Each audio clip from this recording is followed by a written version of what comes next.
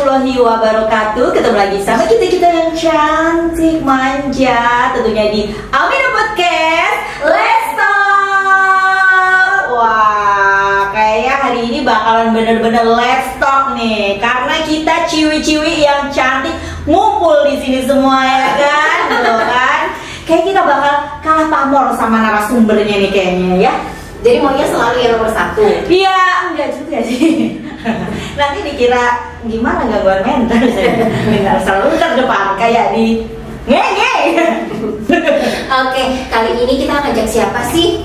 Kita belum memperkenalkan diri. Ketemu lagi sama kita. Saya Risma dan saya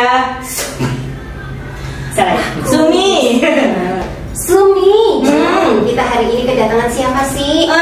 Ini saya mengundang dua bintang tamu narasumber yang spektakuler. Iya. Karena yang satu karena yang satu adalah bintang tamu pertama kita perdana kita di Amino Podcast. Iya.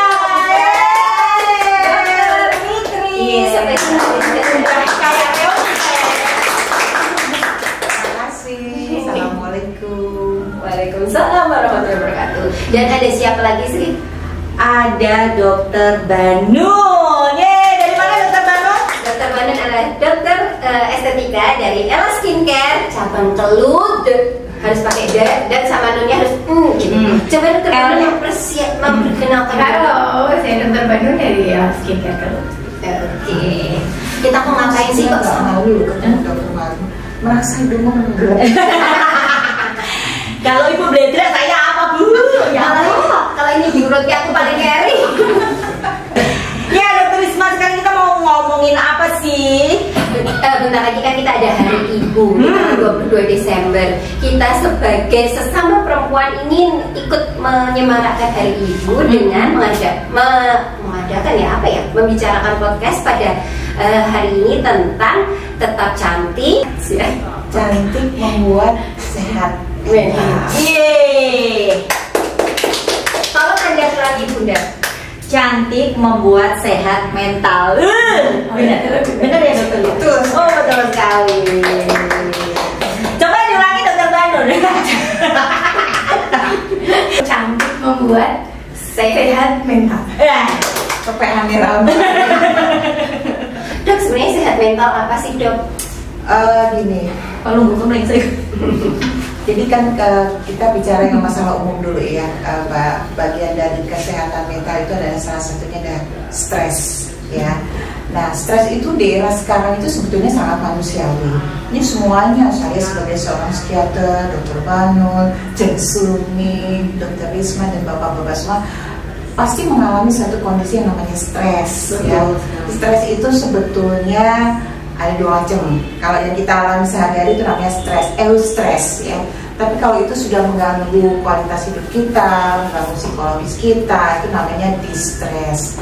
Nah kalau distress ini berkepanjangan, nantinya akan menjadi satu disorder, gangguan mental. Nah ini kan akan mengganggu kesehatan mental kita. Kita sebagai perempuan, yuk mari itu tentunya kalau kita sudah stres berkepanjangan, dampaknya ya ke kita sendiri, perawatan diri kita jadi kurang, ya. Misalnya kalau perempuan itu kan ditadikan untuk dandan ya Dok ya, itu manusiawi sekali. Jadi kalau udah stres berkepanjangan, distress tadi itu, kita udah nggak mau ngapa-ngapain gitu loh. Nah kalau sudah begini, nanti kita kehidupan bersosialisasi kita sehari-hari kan juga akan terganggu. Gitu. Siapapun wanita ya, entah itu ibu rumah tangga, apalagi wanita-wanita pekerja, ya. Jadi kita harus bisa menghandle stres itu. Jadi misalnya nih, tadi kita berangkat ke sini nih, ini apa stres kan? Tapi kita sudah bisa mengantisipasi stresnya hilang. Tapi kalau sudah di-stres, ya butuh penanganan seorang profesional. Mari datang ke Amino Godotomo. Ada psikiater yang bisa menangani kita. Dan perempuan semua ya Dok? Iya, cewek semua. Silahkan cewek semua.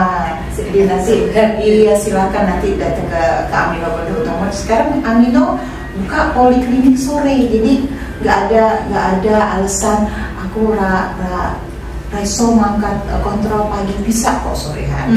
Ya, Aku malah isu kebak gitu ya. Bisa sore. Pulang kerja juga masih bisa ya. Ya, mungkin kita ini dalam rangka Hari Ibu ini kan kaitannya bahwa stres dengan perempuan itu ya, kalau perempuan itu kan performance-nya harus looking good ya. Artinya begini, looking good itu kita nggak berlebihan ya. Jadi enaklah dipandang mata gitu ya. Nah ini semuanya looking good ini juga ada kaitannya dengan kesehatan mental itu. Gitu ibu-ibu, ada lagi setuju ya? Setuju. Kayaknya mantep-mantepnya sampai ke bawah. Kayaknya dia ngerasa aku tuh di-stress apa itu stres lagi meresapi aku stres sama stres. Enggak, dia sebenarnya aku kapan ya mau ke Amino? Jangan udah. Nah kalau dokter Banun, tadi kan dokter Litri sudah membahas tentang looking good. Kalau looking good secara estetika atau secara kecantikan di medis itu yang seperti apa sih? Apa aku putih banget sampai pada karo tembok kuwi? Jadi kalau standar kecantikan tiap orang tuh beda-beda ya. Ada yang merasa cantik cukup bersih, ada yang kalau standarnya orang lainnya di situ standar cantiknya orang Indonesia itu kan putih, langsing, singset, bisa angkat gas, bisa angkat gas, bisa gas sendiri, terus bisa semuanya kayak gitu. Itu standarnya Bu. Standarnya orang Indonesia. Tapi kalau misalnya standarnya apa ya? Sosialita. Kalau sosialita ketinggian kita. Tuh, salah aku ya sosialita menengah ke bawah. Ya. Jadi kalau standar yang di apa ya dunia sekarang ya, yang masih kita bisa itu seenggaknya cantik itu bisa dijalani sehari-hari, mudah dilakukan sehari-hari dan bikin kita happy. Nah gitu. Jadi nggak perlu kita tuh harus cantik, harus putih banget gitu. Enggak ya. Yang bikin standar putih itu siapa kayak gitu. Itu maksain kali ya dok. Iya. Kan harus apa ya? Prinsipnya itu glowing, bukan putih gitu. Dengerin ya poinnya. Prinsipnya glowing. Bukan body. Enggak. Pak Anar glowing Pak Anar. Jadi biar apa namanya, biar kulitnya kayak teman-teman kita yang di ujung sana itu yang penting bersih. Yang ya dok ya. Oh ya, karena Miss Universe tahun berapa tuh yang kemarin itu 4 tahun yang lalu kan jadi bukan kulit putih kan. Mungkin cantik itu juga pancaran dari ekspresi ya. Makanya harus happy dulu kan. Dampaknya itu sebetulnya pancaran itu dari hati kita. Oh gitu. Inner Soul beauty. kita, betul. Kalau kita ini sudah bersih hati, sudah sehat, itu pasti akan terpancar kecantikan secara alamiah. Biarpun nggak pakai lipstick, biar nggak pakai ini. Biarpun alisnya dewur gitu. Tetap cantik ya. Oh, tetap boleh. Oke, Dokter Banun, selama ini Dokter Banun dari Ella ya? Iya. Oke. Ada nggak sih yang datang ke sana perawatan terus gini, dokter, aku tuh masih tuh stres banget dok. Aku tuh udah ingin, aku pokoknya pengen kesini tuh terlihat pulang dari sini glowing gitu. Ada nggak yang kayak gitu? Kayaknya kamu ya. Enggak kayak kalau saya dok perawatannya gampang kok, udah adem. Deblok. Dapur. Ya, gimana? Kalau ada banyak ya, Ada. kan kayak itu tadi standar orang Indonesia itu banyak. Jadi ya, dok saya pokoknya mau keluar dari sini langsung cantik putih glowing. Masalahnya itu kan kayak itu kan skincare ya, bukan ketok magic kan. Oh betul. Jadi kan nggak bisa begitu cantik. prok jadi apa gitu ya. Kita kan nggak bisa semua itu kan harus ada prosesnya. Mie instan aja bikinnya pakai proses kan. Apalagi dari kulit dari kusam mau jadi glowing tetap perlu proses kan. Nah itu sih yang biasanya kita bilang pasti tidak ada sesuatu tuh yang instan. Semua itu tetap harus dirawat, konsisten, terus rutin, Konsisten rutin juga dong. Oh enggak semua itu kan harus mahal. Meskipun sekarang semua perlu uang ya, tapi nggak semua itu harus mahal gitu loh. Dengan yang minimalis aja asal konsisten, menurut saya masih oke. Kok ini giring-giring terus ini malis. Lah, Dokter Fitri, nah kalau biasanya kan pasien yang datang itu apakah ada juga yang stresnya mengeluhkan karena kecantikan itu ada, Dok? Oh ada, jadi begini Dokter Risma ya, di bagian psikiatri itu ada namanya kondisi body dysmorphic disorder, ya, atau bahasa Indonesianya adalah gangguan citra tubuh, ya. Jadi wanita ini sebetulnya secara visualisasi baik-baik aja, tapi karena dia kepengen lebih sempurna, ya, itu jadi terus dia merasa dirinya nggak cukup. 1 titik jerawat aja dia sampai Aneh. sampai suaminya itu nutup apa namanya, cermin, ya, karena dia begitu lihat 1 jerawat di mukanya nangis dia. Kok ada sih sampai begitu? Ada. Itu nggak cuma di film ternyata. Ya, itu namanya body dysmorphic disorder. Nah, ini keadaan distress yang sudah mengganggu kualitas hidup. Ya gimana dia betul-betul ngeliat kerja, aduh jerawatku gitu ya, nangis. Nah, masa aku udah nggak mau. Nah, kan nggak mungkin di dalam rumah tuh nggak ada kaca kan. Jadi itu ada seperti itu Dokter Risma ya. Jadi wanita-wanita yang merasa tubuhnya kurang.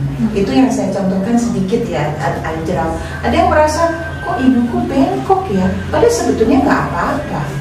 Gitu. Jadi kemudian sering lihat perempuan-perempuan yang dioperasi berkali-kali gitu ya, nah, malah jadi hasilnya aneh ya. Operasi berapa kali? Oh enggak.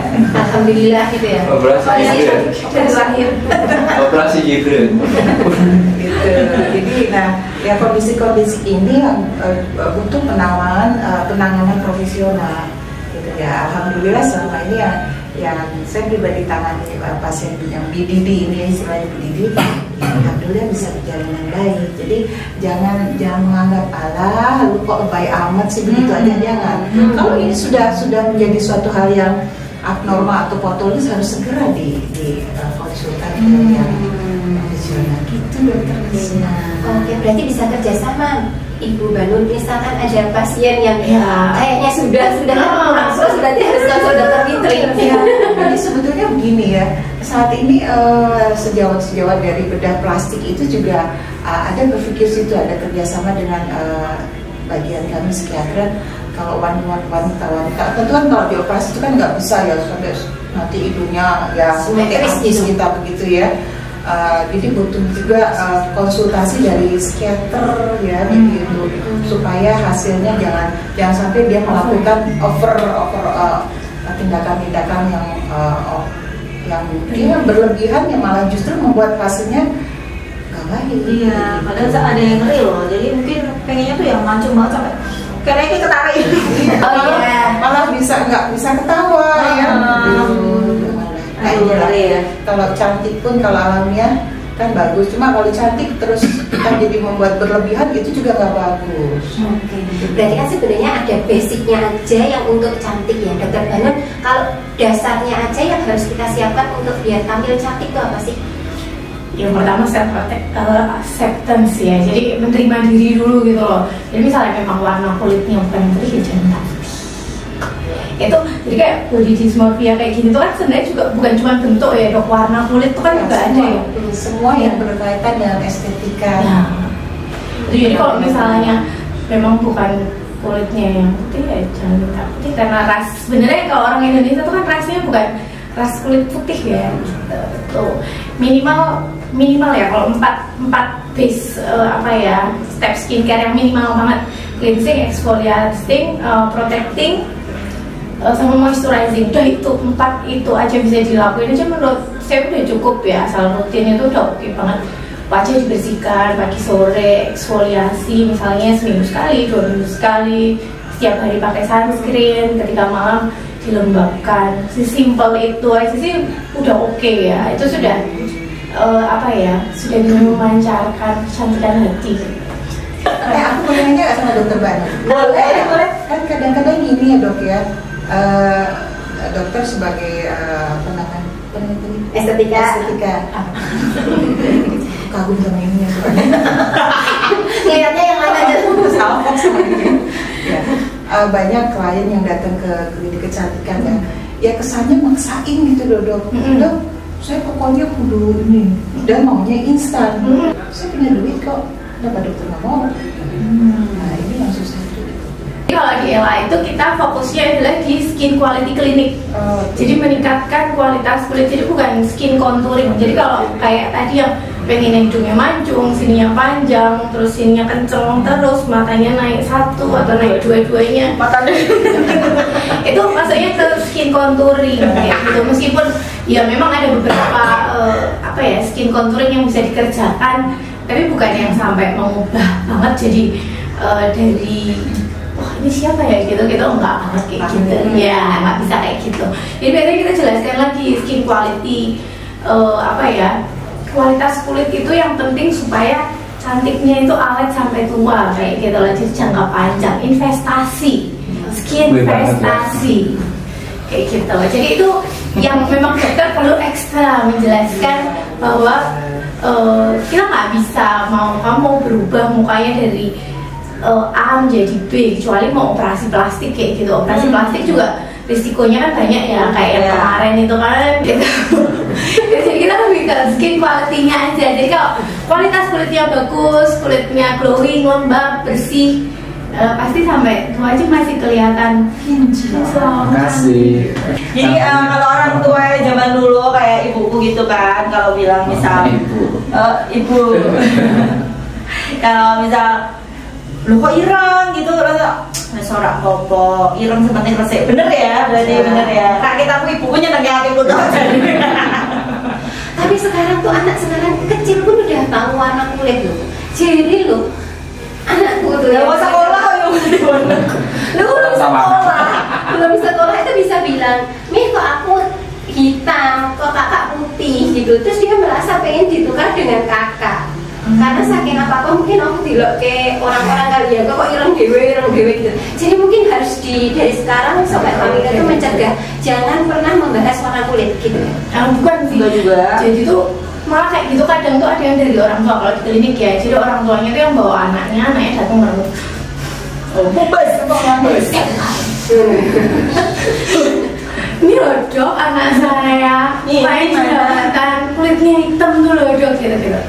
Padahal anaknya kayak yang udah sih ya, maksudnya anak sekolah itu belum semuanya terpikir buat bimbing gitu ya. Jadi belum kepikiran kayak gitu, tapi ibunya kayak ini loh dok, itu suruh pakai dok, di laser aja ini nggak bisa nih langsung hilang kayak gitu. Anaknya udah yang kayak capek, berarti kayak kasihan sih. Jadi itu kan kadang dari lingkungan rumah yang bikin orang itu body dysmorphia sendiri kayak gitu ya. Itu emang efek ya dok ya. Kalau secara kesehatan. Jadi tadi kan ibu membawa anak, jadi ini ibu suka. Ya. Minta tolong deh ya, bahwa kita punya anak itu kan masih macam-macam, baik karakter maupun penampilan ya. Kita syukurin itu semua ya, karena anak itu kan juga lain-lain karakter. Jadi apalagi anak yang masih kondisinya ababil ya, masih nggak stabil ya. Ibu ada bahwa kecantikan itu ya, bagaimana ibu juga mengelola komunikasi yang cantik dengan anak-anaknya. Jadi jangan sampai karena ucapan jadi menjadi malah anaknya merasa jadi stres. Ya, Stresnya muncul aku. Stres. Karena jangan-jangan si anak ini juga nggak sembuh-sembuh jerawatnya karena stres dibebani terus kan. Jadi keinginan ibu yang berlebihan kan juga membuat anak gak nyaman. Seperti dari dokter Banu, namanya anak kan masih hormonalnya kan masih belum jerawatan, biasalah. Yang penting dikelola dengan baik ya. Makan minum itu karena faktor hormonal kan biasa. Jangan kan anak-anak ya dok, kita yang udah dewasa aja kadang hormonnya masih berubah-berubah kan, masih kalau PMS ya kan, selain hawanya senggol bacok ya, masih itu juga kadang ada jerawat, kadang di kuping juga ada. Sini sudah. Tapi dia habis jerawatan makanya. Tapi memang terus terang dok, kadang kalau kita lagi lelah banget atau stressful itu kita jadi malas merawat diri ya memangnya. Sebetulnya kalau misalnya malas itu ya balik lagi. sifat manusia itu kan males, sedih, gembira, marah gitu ya. Itu manusiawi sekali ya. Tapi kalau kita menyadari bahwa itu adalah kebutuhan untuk kita dan nanti dampak positif untuk kita, saya rasa juga nggak akan terjadi seperti itu. Mungkin kita pikirkan juga, saya butuh sholat 5 waktu. Kalau saya malas apa?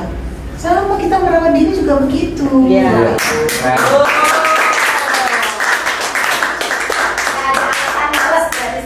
Itu kebutuhan kita. Kalau itu udah kebutuhan, nawa itu wajib, ya udah. Itu kita akan nggak enak kok jalaninya.